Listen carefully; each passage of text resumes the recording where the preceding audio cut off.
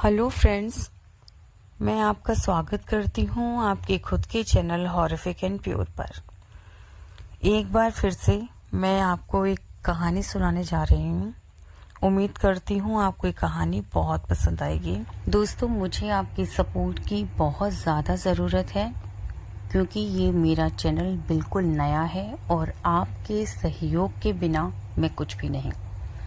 तो दोस्तों, कहानी शुरू करते हैं। चलो, आज की कहानी में जो सुनाने जा रही हूँ वो सिर्फ एक कहानी नहीं है, ये एक हकीकत है, एक ऐसी सच्चाई जिसे जानना शायद आपके लिए ठीक ना हो, लेकिन अगर आपने सुनना शुरू किया ना तो दोस्तों आप रुक नहीं पाएंगे। तो चलिए, समय ना खराब करते हुए कहानी की ओर चलते हैं।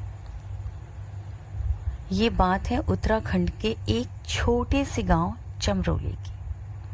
गांव में एक पुरानी हवेली थी।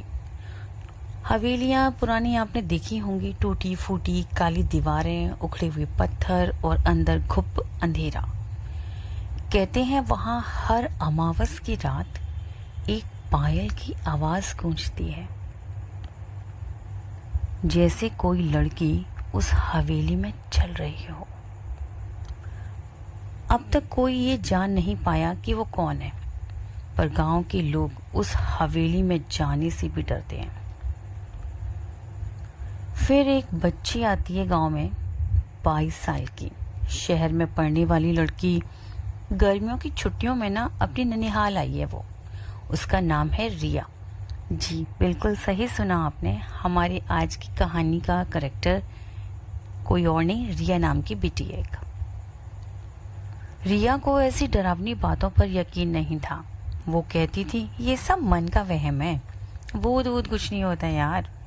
पर फिर एक रात कुछ ऐसा हुआ जो उसकी जिंदगी को बदल कर रख गया। वो अमावस की रात थी। आसमान काला था, चांद दूर दूर तक कहीं नहीं। हवाएं सनसनाती हुई जा रही थी और रिया ने तय कर लिया कि वो खुद उस हवेली में जाएगी। क्यों जाएगी? सच्चाई को जानने।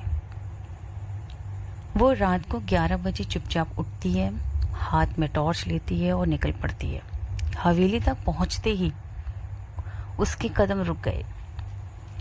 रुकने तो थे ही, क्योंकि अंदर से ना आवाज आ रही थी। पता है किसकी? पायल की आवाज। छन छन छन। आवाज सुनकर उसके रोंगटे खड़े हो गए, लेकिन कहीं ना कहीं शहर से पढ़ी लिखी बच्ची थी, इन बातों पर यकीन भी नहीं था, जिद्दी भी थी, और वो हवेली के अंदर आ जाती है।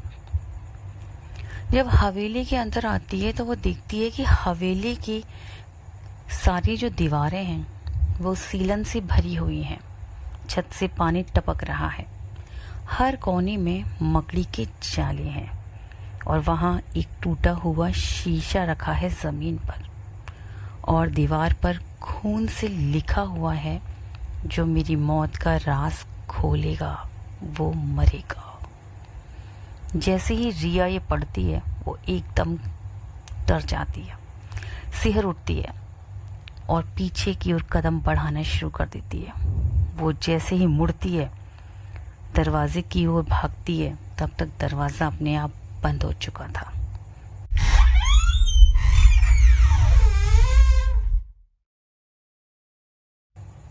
वो बहुत घबरा जाती है, उसे समझ में नहीं आता दरवाजा कैसे बंद हुआ।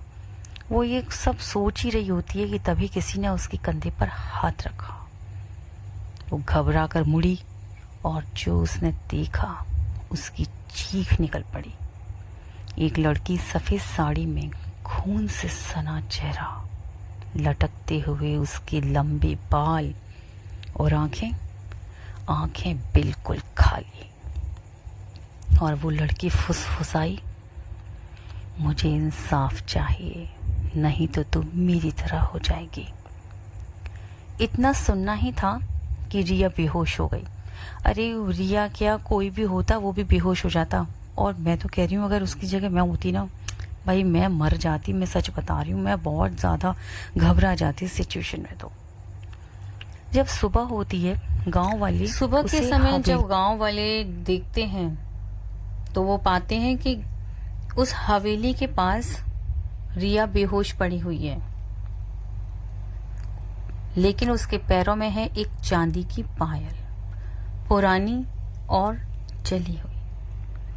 तभी उसकी नानी उसे देखती हैं और रो पड़ती हैं। उन्हें रिया की हालत देखी नहीं जा रही थी, लेकिन तभी अचानक से नानी की नजर पड़ती है रिया के पैरों पर। वो कहती हैं, ये पायल तो सविता की है। भाई ये सविता कौन? सविता उसी गांव की एक लड़की थी जो 20 साल पहले उसी हवेली में मारी गई। उसके ससुराल वालों ने उसे जिंदा जला दिया। इतना ही नहीं, उन्होंने सबूत भी मिटा दिए, जिसकी वजह से उनके खिलाफ कोई भी कार्रवाई नहीं हो पाई और उसकी आत्मा उसी दिन से वहां भटक रही थी। अब दोस्तों, रिया ठीक तो है, लेकिन पहले जैसी नहीं। वो चुपचाप रहती है, गुमसुम सी रहती है, रातों को जागती है और कभी कभी उसके कदमों में ना पायल की आवाज सुनाई देती है। लोग कहते हैं अब पायल की आवाज नहीं आती, क्योंकि अब वो आवाज रिया की है। तो दोस्तों, यूं खत्म हुई ये आज की कहानी। उम्मीद करती हूँ ये कहानी आपको पसंद आई होगी। अगर कहानी पसंद आई हो तो प्लीज आप इसे लाइक करें, शेयर करें और मेरे चैनल को जरूर जरूर जरूर सब्सक्राइब करें।